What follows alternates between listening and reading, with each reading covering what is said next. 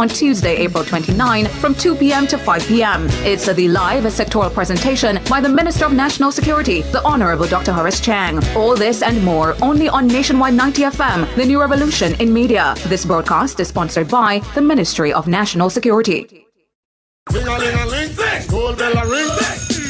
The Nationwide 90 FM Schoolyard Tour 2025 is taking the vibes island-wide, straight to your schoolyard.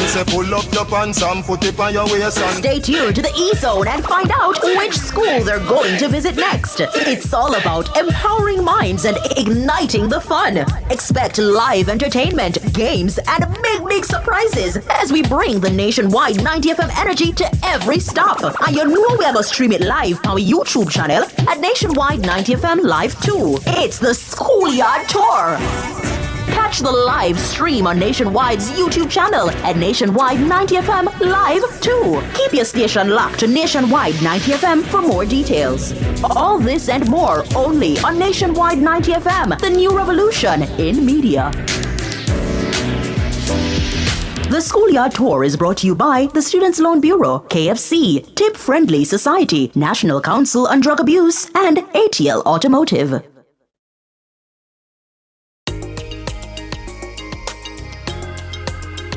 The people's champion.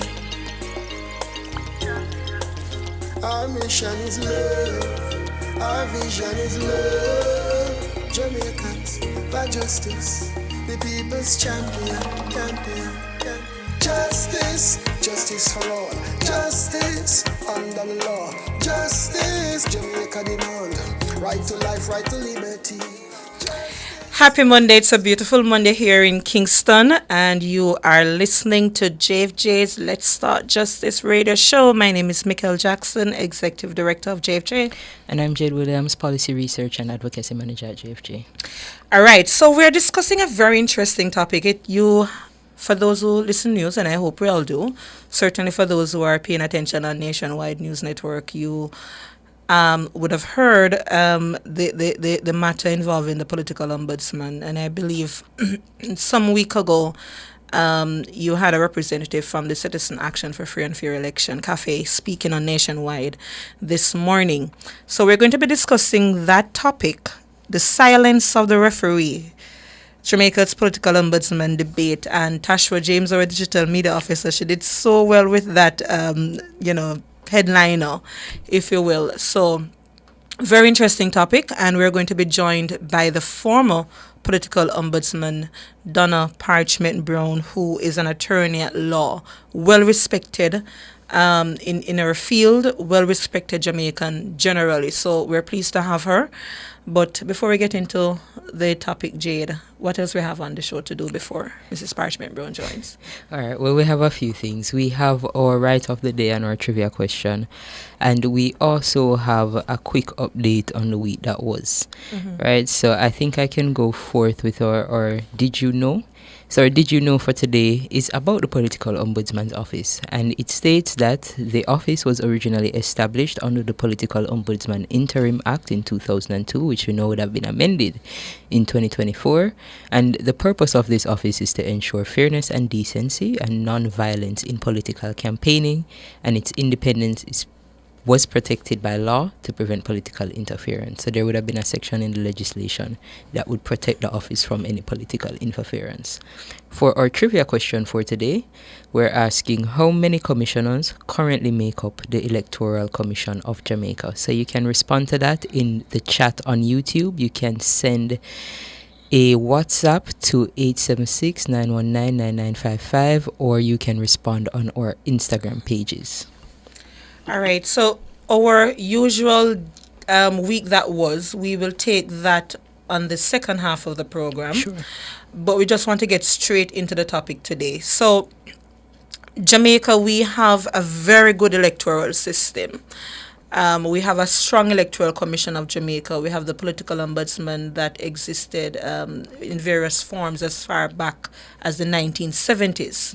So this is not a new office, but we understand that as our democracy matures, we have to look at what we can strengthen to ensure that matters of anti-corruption generally, electoral oversight is there. And if we look at CAFE, for example, we no longer have to have an international agency like the Carter Center coming here in Jamaica to observe our elections. We have strengthened what we have. But what seems to still be an area of concern is the office of the political ombudsman. This was an interim act that was awaiting its rightful place in the Constitution so that you can have the protection of an entrenchment status where two-thirds majority vote in Parliament would see any changes. Independence is secured. JFJ, in our own submission to the Constitutional Reform Committee, we did not make it to the Joint Select Committee reviewing the Constitutional Amendment Act, but we made it in our general submission that, listen, this decision that was taken by the government to subsume the political ombudsman into the ECJ was a bad idea, should not have happened, and you need the political ombudsman as a body by itself entrenched in the Constitution. That was our call then, and our call remains now. Remove the office from the ECJ, in other words, repeal the act that was done 2024. Yes. And have the political ombudsman reinstated but strengthened. All right? Is there anything else, Jade, that I'm missing in terms of what we should be talking about? No. It's definitely something that I think you've articulated, giving us the baseline fairly well. But, just to say that there would have been some recent comments that would have raised some concerns from our Justice Minister that would have indicated that since we've already taken this decision and it's been fully considered, there will be no consideration of a reversal of that decision. And that is certainly of concern to us. Yeah, and before we bring in Mrs. Parchment Brown, just to say that the area of concern for us is that since this body was subsumed into the ECJ, there are several incidents that we have seen that no public statement was made. You remember that tussle down by St. Thomas, gun emerging and so on. Nothing from the ECJ in that very alarming incident. And then you have minor matters emerging that we did not hear from the ECJ. And we're going to have the conversation with Mrs. Donna Parchment Brown in terms of what that Amendment Act looks like, because certainly I'm still a little bit troubled that there is not clear articulation of the adjudication process. Who will sit on the committee as the political ombudsman? What are the processes and so on? So I'm told that Mrs. Parchment Brown is online now. Mrs. Parchment Brown, good afternoon. Good afternoon. I'm definitely online and love that intro that you did. Both of you. Thank you so much. Thank you so much for joining us. We certainly appreciate it. Let us start, Mrs. Parchment Brown, in terms of just generally what your concerns are about where we are now with the process before we go back to what was the Political Ombudsman Act, what was it intended to do, and so on. But what is your concern now about where we are? Thank you so much. Good afternoon to all of your listeners as well. And it's so important to have these spaces for us to talk and listen to one another. Yes. One of the first concern I had is that the Political Ombudsman Commission came out of a period of broad consultation in Jamaica about how we were to go forward as a democracy. The change that took place was not based on any consultation and was done very quickly and did not appear to take into account any comments that disagreed with the idea. The reason that was put forward for the legislation amendment is even more concerning because the reason put forward in the memorandum of objects and reasons was that the political ombudsman, myself, had demitted office in 2022, and up to 2024, no one had been appointed to carry out the important functions related to the political climate, political peace and harmony and resolving conflicts. And that's worrisome to me because the duty to appoint the ombudsman lies with the Governor General after consultation with the Prime Minister and the leader of the opposition. So I find it a bit alarming that I failed to carry out my duty and I use that as a reason for going in another direction without giving any explanation for why I've not carried out my duty. So there are a number of issues, but maybe the most pressing one is this. The Political Ombudsman Interim Act provided that if you were an MP, that is a senator or a member of the lower house, you were not eligible to be political ombudsman. Compared to the ECJ, which when it was set up was designed to include representatives of political parties in the work that they are doing there. So there are clear difference in how they were established in terms of eligibility to be a member. Yes. We can see now why that would be the case, because currently there is at least one member of the ECJ who is a candidate for his political party and also holds an important office in his party. And he would have the right to also sit as ombudsman. We may have another candidate whose child may be a candidate in the election and who also holds an important office in the government and who would also be called upon to be political ombudsman. You can understand that the independent commissioners who have no political connection might find themselves in a very uncomfortable and unpleasant situation when trying to discuss how one member of a party may have committed an offense and may need to be called out for having committed a breach and to have some action taken against them or recommendation for action. And my third and last point, if I may, is that the concept of the Political Ombudsman Commission is that the person will do investigations, not just from complaints, but from observation. And those investigations and their recommendations, if necessary, would be made to the leaders of the relevant political parties. And that was part of the political parties' commitment to the Code of Conduct, that the leaders would then do what is necessary to carry forward the recommendations of the political ombudsman in those cases. Just to go back to something you said, Mrs. Parchment Brown, to pick it up, the powers of the Governor General in appointment of a political ombudsman, that power was seemingly discretionary based on what you said. So in other words, the GG would consult but could act independently after consultation, or it has to be on the advice?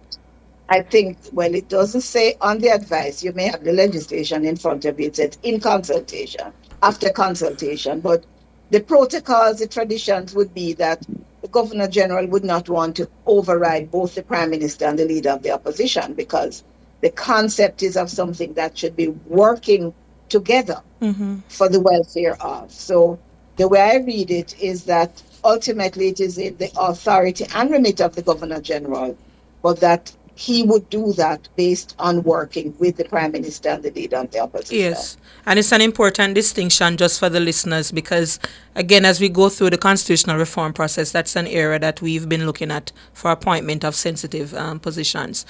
But Mrs. Parchment Brown, before we go to the break at 1:15, were you asked to return as political ombudsman? Are you able to disclose that?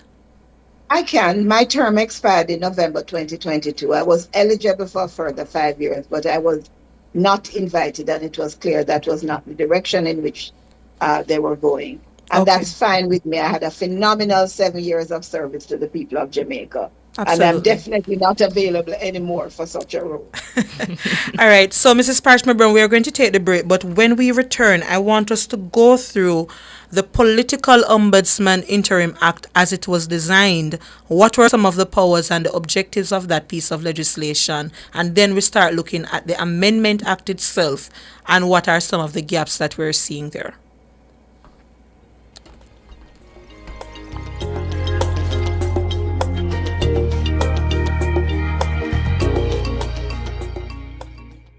mother's journey of love shared from generation to generation. Give her the ultimate relaxation and escape to Adam and Eve Day Spa and Salon for a mommy-made new experience this Mother's Day, Sunday, May 11. Book now at www.adamandeve.dayspaja.com. Purchase gift certificates or call 876-754-6017. Get mom the perfect gift of love. This Mother's Day, let Team Adam and Eve take her on a spa journey. She deserves it. Big news! The Big Bite Food Safety Show now airs on Nationwide 90 FM with your host, Alison Richards, the Food Safety Girl. Join Alison every Tuesday from 1 to 2 p.m. as she serves up expert advice, tips, and insights on everything food safety. Stay informed, stay vigilant, and remember, food safety is everybody's business. Don't miss a bite of the action. Tuesdays at 1 p.m. only on Nationwide 90 FM, the new revolution in media. Join us on the next episode for Street Food Chronicles. Are you being jerked over?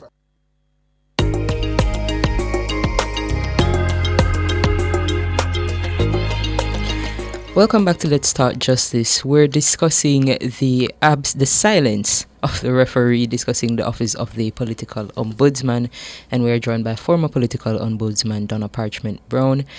Mrs. Parchment Brown, before the break, we wanted to ask you for our listeners, what were the duties of a political ombudsman under the Political Ombudsman Interim Act of 2002?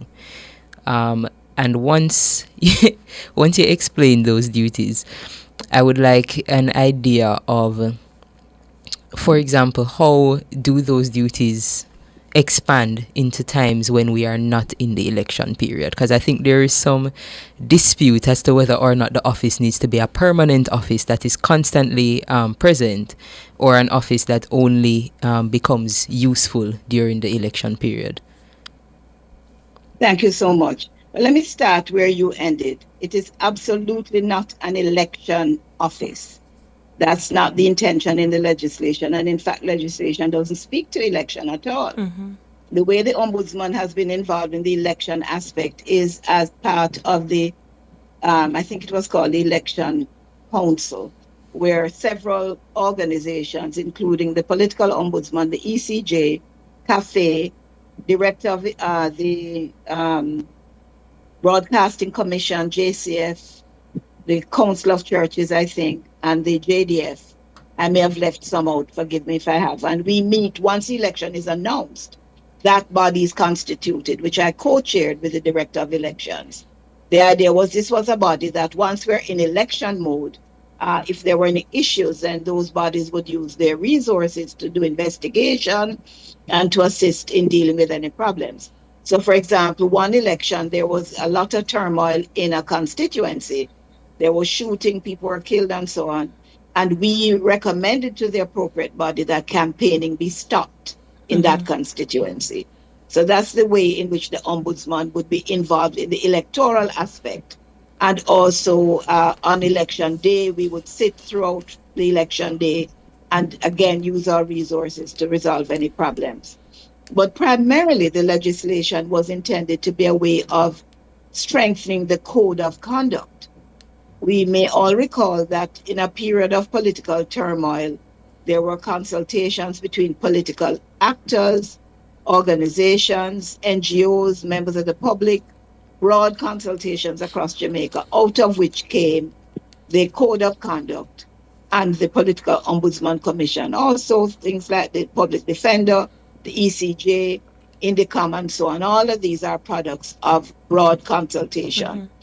There's a bit alarming when, you don't use consultation to change that. Now, you asked me what the duties are. I don't have the Code of Conduct in front of me, neither do I have the Political Ombudsman Interim Act. But as you rightly said, and has been so often misunderstood, it was interim not because it's a temporary office, but because the office would subsist until protected by the Constitution. Then there would be another legislation to give it the constitutional protection. Section 3 outlines that. Yes. Now, yes, you... No, we're listening and agreeing. Okay, thanks. So, in terms of the duties of the office, there were a couple of duties. One is to investigate any complaints regarding any breach of any agreement, code, or other uh, agreement in place between different political parties. It was also intended to deal with those actions by political actors or political organizations that would tend to harm the good relations between supporters of different political parties. So, very broad, but at the core, how do we preserve people's right to participate in a democracy by not letting them feel threatened by, whether it's by weapons, whether not being able to campaign in a community because you're being blocked out. Because, we will have had this thing where people block candidates from coming into areas to campaign. Those are some of the frequent complaints received. Other kinds of intimidation, using funds to improperly influence electoral outcomes. All of these were part of the code of conduct. And if you breach those were matters for the political ombudsman to investigate. Let me say clearly, some of the things that would be breaches of the code could also be matters to take you to court. And what the legislation also said, the fact that you have filed a matter in court does not prevent the ombudsman from doing investigation and ruling on the matter. Because we understand that if you're going to go to court, there's a time and there's a cost and there's a relationship cost to all of that. And if you're in the height of a conflict in a community or in a country, you want somebody to be able to intervene quickly, cauterize the problem, discuss with the relevant people, and try to come to an outcome that stops the uproar and the upheaval and the complaint, and also potentially prevents a repetition of a complaint generally, but particularly between the people involved in that particular issue.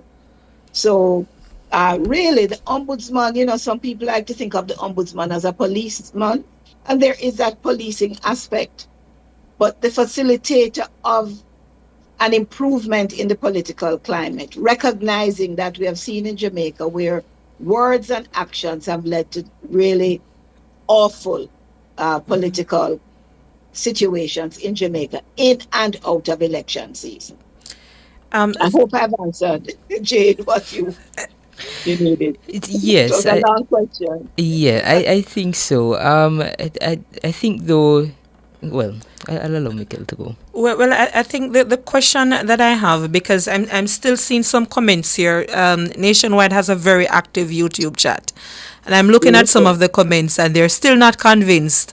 In their minds, not the ECJ, the political ombudsman was only needed during an election cycle. What did the office do outside of that period? And I will preempt by saying I remember your office launching a book shortly before you demitted office. So if you could, just give that perspective in terms of public education and so on, and anything else. Absolutely, thank you. We did consider that public education, not just for members of the broader public, but also for political actors, was very important. So the civics handbook was important for the public, but also shared with the parliamentarians. We also, tried very hard to develop youth engagement in the political space, and we developed an organization called PARI, Political Awareness and Respect Initiative, made up of essentially tertiary education students and other young people. And just putting that out there that, we own the country, we own the democracy, we have a duty to do what is required. And frankly speaking, outside of the 3-month campaign period or 6-month campaign period, I don't remember now, there were lots of issues that arose that needed to be resolved. And I chose to use mediation as a preferred mechanism over some of the other mechanisms, because that is where I had some expertise. So I worked a lot with the general secretaries of the two political parties, major political parties, as was the recommendation of my predecessor, Bishop Harold Blair, and which was consistent with what Mr. Justice Carr, his predecessor, did.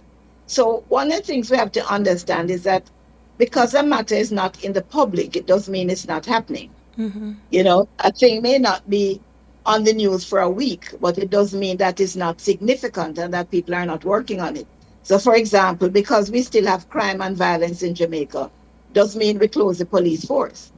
There's work to be done. Yes. And I think that is something that people need to understand, that institutions are not established because we want people to keep doing the wrong thing.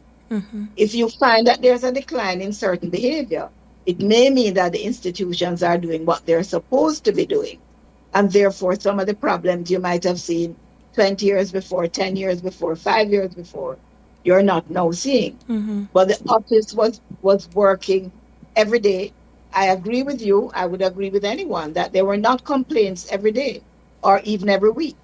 But there were enough issues that needed to be cauterized that kept us busy and caused me not to sleep well at night. For 7 years, I always wondered when I went to bed, what am I going to see in the media when I wake up in the morning? Yes. Who is going to write me tomorrow morning or call me about something?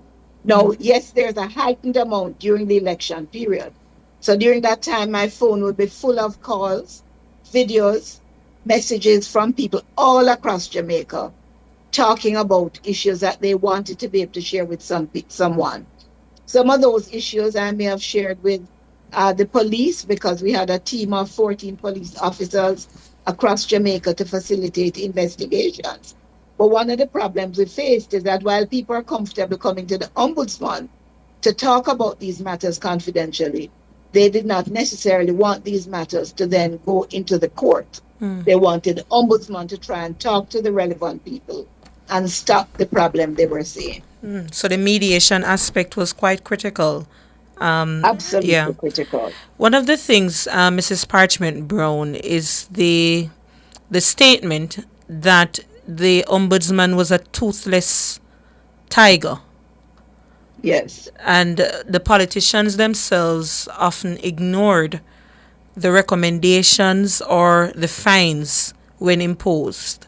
And I think anyone can take up any media article and read also some of the disparaging comments that a few political leaders have made and others just ignored. Can you walk us through? My memory of the act is that the fine that you could impose was 50,000 Jamaican dollars. And that fine was a fine if they refused to come or they came and said what wasn't true. Okay. So once, I think only in one case, I issued a summons for at that stage a candidate to come in who had been resisting coming in despite my calls. And in that case, the person came in with another member of the party, and we were able to sort the matter out. And I'll say this. In the 7 years, I don't think there were 5 political people who refused to come in the 7 years. Not as many as 5 who refused to come in when called by the candidate, called by the ombudsman. And in fact, only in the case of 2 that they actually refused. The others 3 may have neglected to come in. And so I think it's a very inaccurate recollection of what happened during the period to say that most of them ignored. Okay. Most of them came in. Over 80% of those, in respect of whom there were complaints, came in. They came sometimes accompanied by their general secretaries of their parties. They came accompanied sometimes by attorneys. And I've had many of those where they came in with attorneys. And we scheduled until we were there. Sometimes it took 2 or 3 meetings. But I think, as I recall, there's one major situation where I made a recommendation to a party leader, and they said no, they would not do it. I think there was maybe one other situation where a person who is very well known in the public for being problematic continued in that style when dealing with the ombudsman, but he did it with the media, he did it with other political party, he did it with his own party. So that was an But not with the situation. ombudsman. But he did not come into the ombudsman. Ah. So that was consistent with his normal behavior. Okay. But for 80% of the complaints or more, the candidates or the people involved, because out of election time too, they would come in.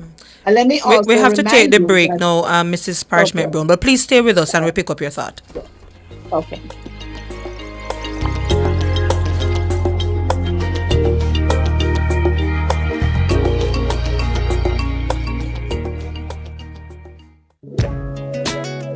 tune in to Nationwide 90 FM on Tuesday, April 29 from 2 p.m. to 5 p.m. for the live sectoral presentation by the Minister of National Security, the Honorable Dr. Horace Chang. Also, you can view the presentation on Nationwide 90 FM's YouTube channel at Nationwide 90 FM Live 2. So tune in to Nationwide 90 FM on Tuesday, April 29 from 2 p.m. to 5 p.m. It's the live sectoral presentation by the Minister of National Security, the Honorable Dr. Horace Chang. All this and more only on Nationwide 90 FM, the new revolution in media. This broadcast is sponsored by the Ministry of National Security.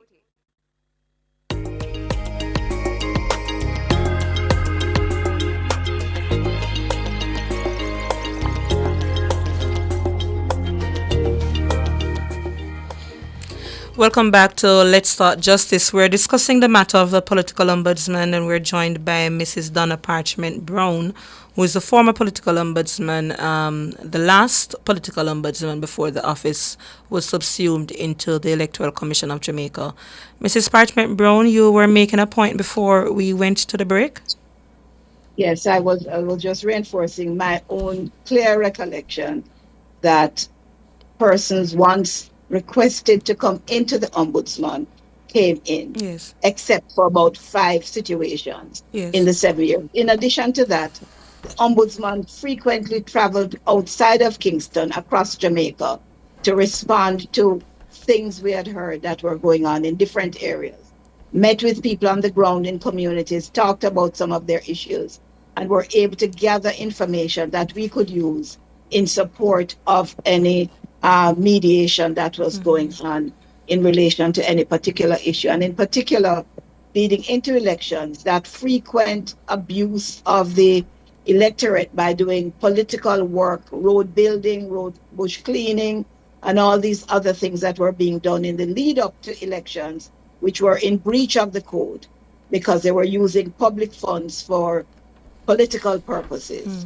And so I do believe that the recollection is more of when the wrong is done than of yes, what the action is that's taken to deal with it. And you made such a very good point, because I think there is some misunderstanding among some that the political ombudsman only spoke when you have some signs placed up, whether green, orange, or another color, in constituencies, rather than understanding that the political code of conduct would also speak to matters of maladministration, using the public funds and so on, in ways that it ought not to. And when you speak on those matters, I believe it's important so we understand how a democratic process ought to be.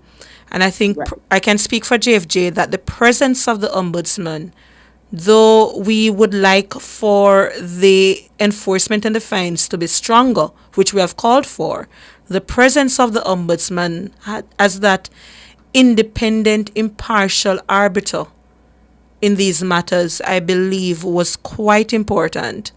And that is something, that contributed towards our call that, listen, reinstate the office, but in that reinstatement, ensure that the powers are stronger.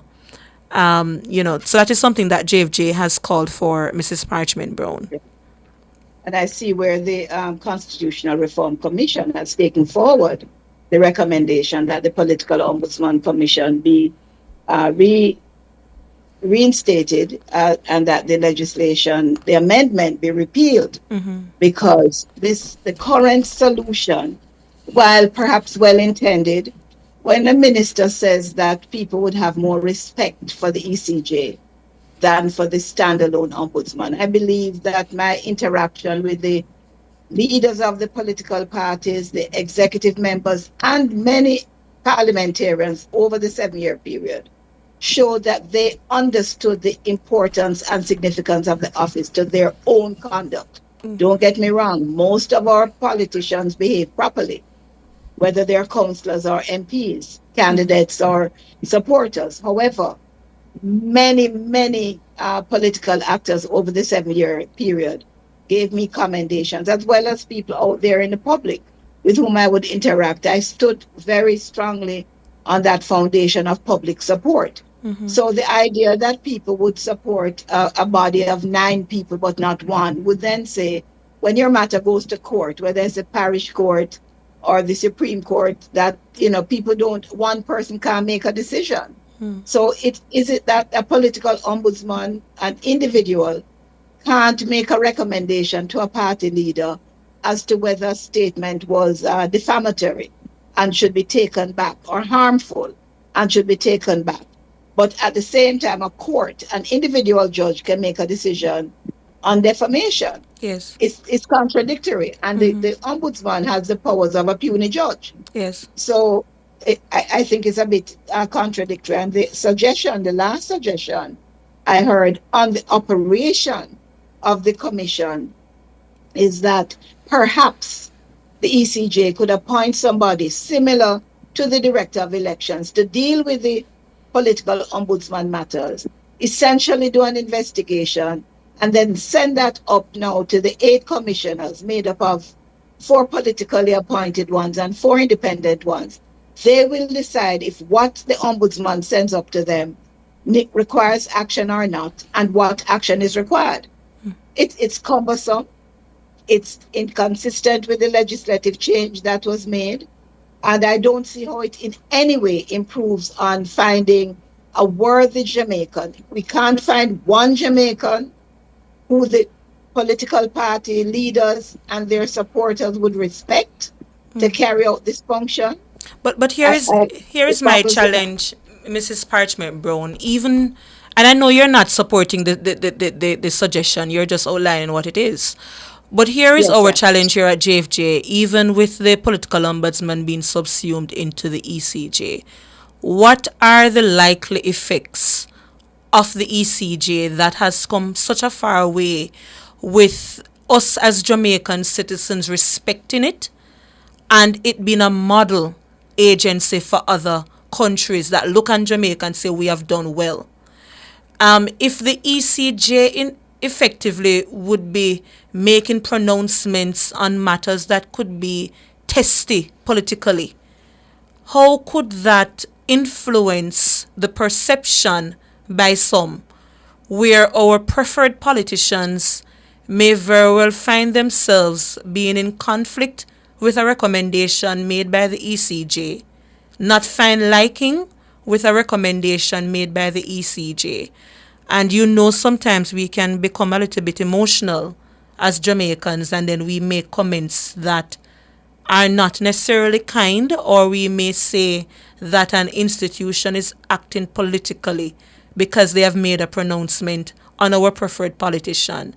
And could that, in those instances, undermine the function of the ECJ, or put it in a position where there is the perception, not necessarily the reality, but the perception that the ECJ may be politically aligned? Is there such a concern that you also have? That's a real concern. I think we have done such an injustice to the ECJ by locating these responsibilities there. Every political ombudsman has been accused of bias by both sides of the political fence and their supporters. It's par for the course because you're touching on people and things that are very close to their hearts. The ECJ has a lot of work to do and has, as you said, garnered global support. The Political Ombudsman's Commission was written up in the last OAS report after they came to Jamaica for elections and commended as a best practice. And now we're taking that best practice to ruin or harm another institution, which is also a best practice. Because both internally and externally, there is a risk.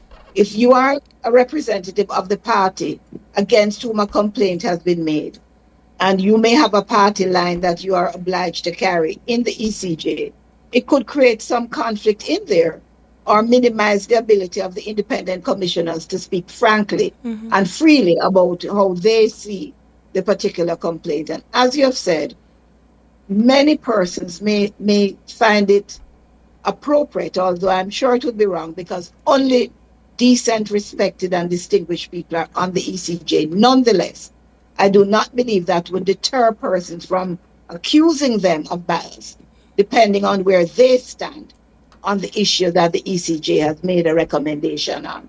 And it does stop the ECJ from being proactive.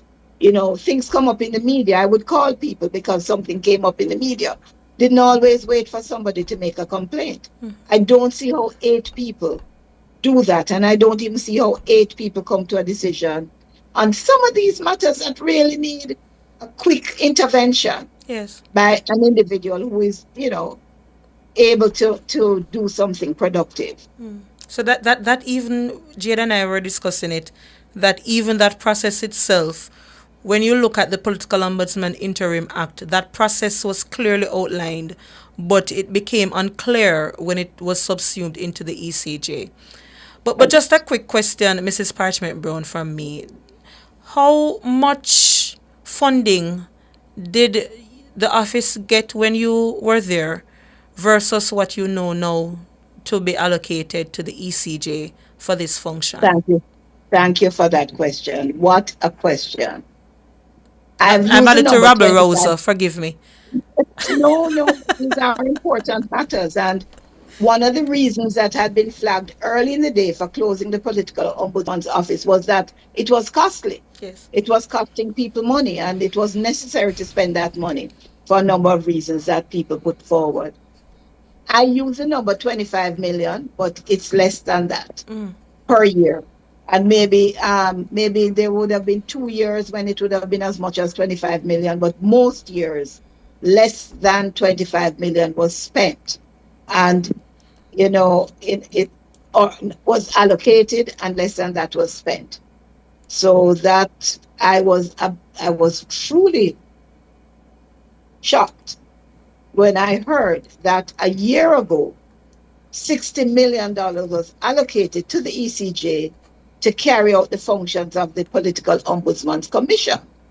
There are already 8 or 9, including Director of Elections, commissioners who are already being paid. And I thought that was one of the reasons that this would be an additional activity for them to do. So I'm not sure how often they meet, whether it's monthly or weekly or daily. I don't know how often the ECJ works. I don't know if there are full-time commissioners among them other than the Director of Elections. I don't know what were the tasks that the Parliament saw that would have to be undertaken that would require a top-up of 60 million on the ECJ's budget. But we never got, in my term, and certainly in Bishop Blair's term, never got more than 25 million, and usually less than that. So to move from 25 million, close an office, and move it somewhere else and give it 60 million, it's mind-boggling for me. And I think really goes against everything that was being said about, the cost and so on and so forth. And we have since heard, yes, go ahead. On that point, may I say, I would have understood if 60 million was allocated last year, because in making the transition, it was understood that you had 6 or 7 staff members who would have to be paid redundancy. You had people who maybe were up for retirement and they may have needed gratuities or compassionate grants. As far as I know, the staff of the Ombudsman's Commission have not received a penny in termination with this change. And I would have thought that everybody should have been paid, not me, I had left already, but the surviving members of staff should have been paid redundancy. Some were there for 20 years and walked away with not a cent. The gratuities that the Ministry of Finance had indicated from 2012 should have been paid to them, and their contracts changed for various reasons. This was never done by the appropriate authorities, and no, that's not been done, nor was any effort made to provide them a gratuity or a compassionate grant in recognition that these people had worked in an organization, some for 5 years, some for 12 years, some for 18 years, some for 20 years, walking away without a cent. I could understand if that was why the 60 million was allocated.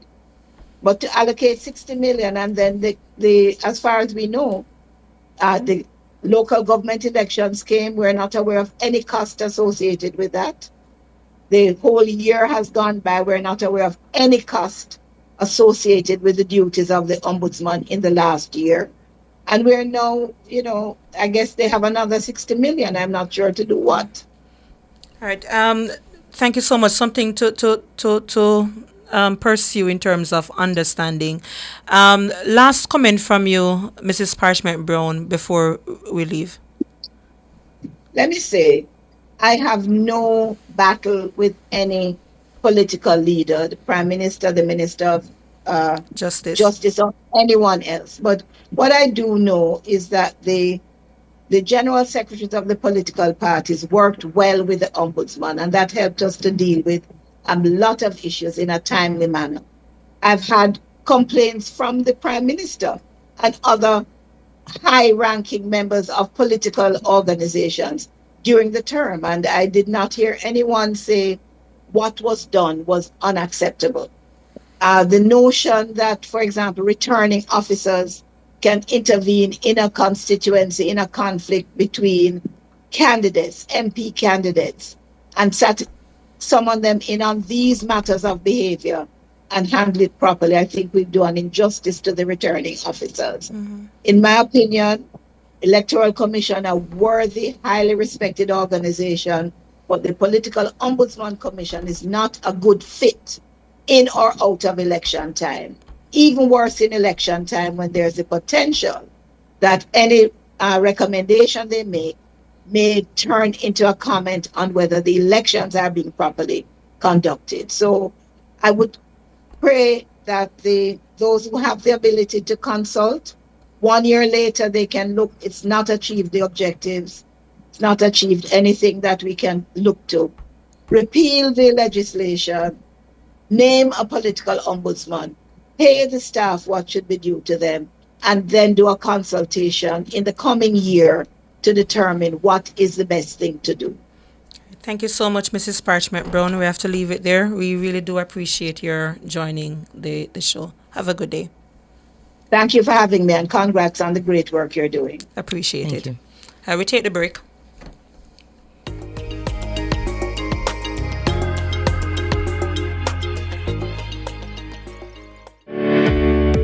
Hiring is tough.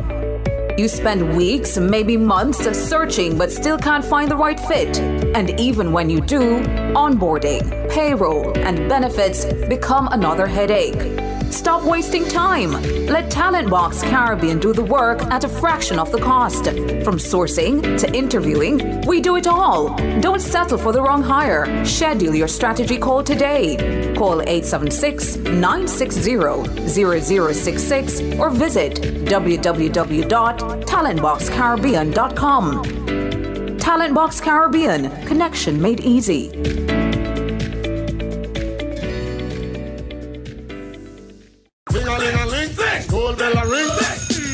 The nationwide 90 FM Schoolyard Tour 2025 is taking the vibes island-wide, straight to your schoolyard.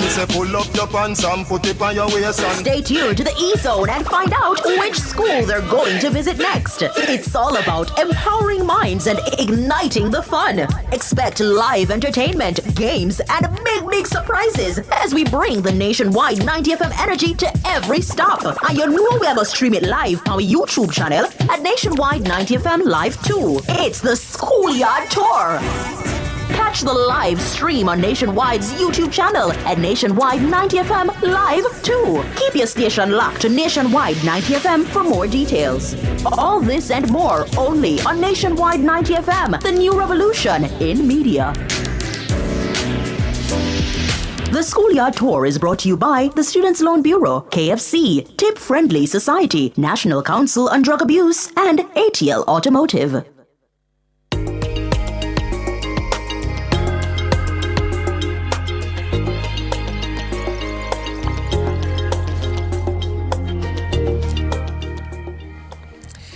Welcome back to Let's Talk Justice. We were joined earlier by former Political Ombudsman Mrs. Donna Parchment Brown, and we have been very clear in our call, Jade, here at JFJ, that we need the Political Ombudsman to be reinstated, but certainly not to what it was before. We have made the call for the Political Code of Conduct to have penalties attached to it. And we heard from the Minister of Justice, not necessarily to our call, but generally calls like those, suggesting that you don't want to criminalize, I believe was the word he used, the Political Code of Conduct. You want to more encourage through education. But respectfully, I think a bit of both is needed. To whom much is given, much is expected. And if we can't have our political leaders adhering to that code of conduct, what else do we expect from the citizens of Jamaica? If you can't carry yourself in an ethical manner, what else do we expect from the citizens of Jamaica? So I believe that the political ombudsman again should be reinstated, but with stronger powers. The fines itself should be increased. And I believe that the political code of conduct, it's important that some aspects of that carry greater penalties. But I think the ECJ and the office being subsumed there was a bad idea. And we've heard from the Minister of Justice, the Honorable Delroy Chuck, in recent times, saying that he has not heard from the ECJ on matters, and he would have liked to have heard from the ECJ. But here's the challenge I'm having. When laws or policies are passed, promulgated, who follows up? What monitoring is done to ensure that what was passed was effective? It made sense. We have done some evaluation, and then we're having ongoing dialogue to ensure that it is working. What I'm sensing here is that there was the increased calls in recent times from the former political ombudsman, CAFE, NIA, and others. And then you had the minister saying, not going to reinstate, but I'm concerned. And I think Minister Delroy Chuck should answer the reasonable call or question posed by Mrs. Parchment Brown regarding the amount of funds that the ECJ has been allotted or allocated. Because if the reason was that the political ombudsman as a standalone was so expensive for carrying out that function, then it is a little bit confusing, if you will, that the ECJ had gotten a greater amount. But, you know, generally, Jade, you do the school interventions, and the knowledge of democracy and the importance of democratic participation is not where it should be. And I think there needs to be the political ombudsman carrying out that duty, or some public education within the ECJ carrying out that duty to educate people about the role of democracy, the electoral process, the role of the Prime Minister versus the head of state.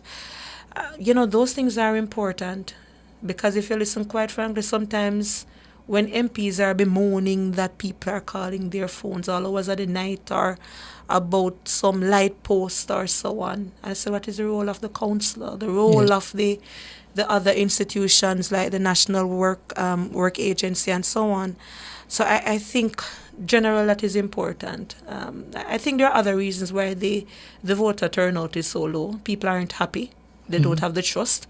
But beyond that, though, I think there is a general lack of understanding of democratic process and the importance of participating in it. I agree with you that there is certainly a need for increased civic education and a need for us to more understand what participation in our democracy really means. And be respectful.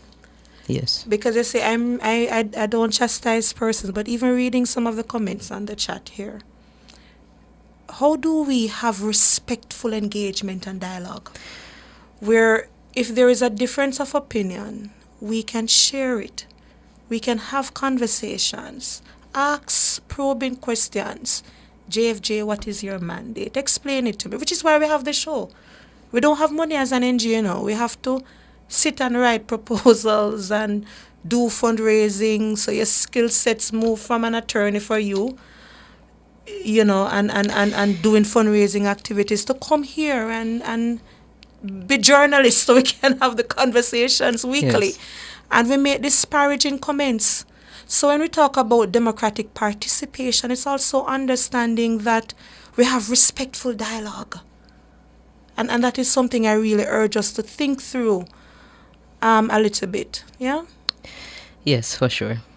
All right. So tomorrow is the peaceful protest. And I want to emphasize the word peaceful here. A journalist from another radio station called me saying that several people had engaged the station saying that they want to come out and support, but there is fear that the protest may become violent. Let me say this. We have articulated to everybody that we've invited on our social media post that this is a peaceful protest. And that is why on the flyer, you see that being the biggest font size, because we respect law and order, public safety must be maintained, and anybody coming out in support of JFJ and the call that is being made must respect that. We've heard that there's going to be some counter-protest, and I would hope that those who are doing the counter-protest would respect law and order as well and be peaceful in whatever engagements you're doing so that we can all be out there articulating what we're out there articulating. And for JFJ, it's not an anti-police protest. Let me be very clear. This is a pro-human rights, pro-accountability protest where we are reiterating our call for body-worn cameras and other systemic reforms. This is not a protest against the police. This is a pro-accountability protest that when the police is in conflict or we see controversial shootings, we know that there is independent account by way of the body-worn cameras and so on. That's all that we're doing.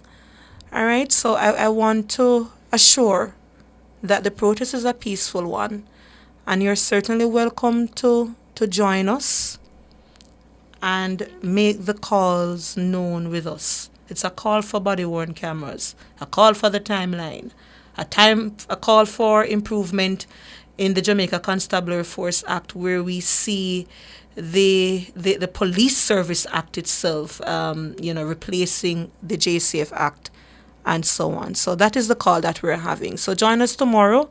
We're going to be out by halfway 3, Jade? Yes, we'll be out by halfway 3, nearby the transport center there across from JN, around that 1 area. to 3 o'clock. We'll have water and so on for you. Bring your sun, what you call it? The sun what you call that thing? Your sunscreen. Sunscreen. I'm getting older. Yes. All right. Yes, and just to reiterate it, particularly, and you know that I can be easily offended. But Jade is so stressed out reading this comment. Particularly as the person that has been in partnership with the person in the Doing organization that has done the trainings, that has done the meetings. 569 over a 3-year period. Absolutely, that has been out on the road with the DVIC, volunteering my time and effort to ensure partnership with the JCF. Currently in domestic violence group, offering up my time at all hours to the JCF in partnership with them. I'm immensely offended by these comments that we are against the JCF, when all we have called for is the support of those good officers that continue to do good work. And we stand with our officers, of course. All right. So who is the winner of the trivia? So we do have a winner of our trivia question for today. The trivia question was related to the ECJ and the number of commissioners on the ECJ. The answer for the question is 9, and the winner of the question is Huey Marr on our Instagram stories. Not news commentator this week. No, not news. Some news commentator seems to have been busy in office this week. Okay. Yes. All right, so that's where we have to leave it. So have a good Monday. To our listeners, we thank you always, and thanks to the European Union for sponsoring this show. Have a good day. Jamaicans for justice, the people's champion. Justice for all. Justice under the law. Justice, Jamaica demand. Right to life, right to liberty. Out of many we are one in a Jamaica. Make it a better place for the boys and girls. Created equal by the creator. For equal rights and opportunities. No to unlawful detention and police brutalization. Class, gender, race or religion. We not tolerate discrimination. To join the fight against injustice, contact us at 755-4524 or JamaicансForJustice.org. The people's champion. Equality. There is no reason why I can't do what men always do. Split everything evenly. Jobs, salary, benefits, you name it. Why should men be taking the lead? Well, that's easy to say when all the talk about equality begins.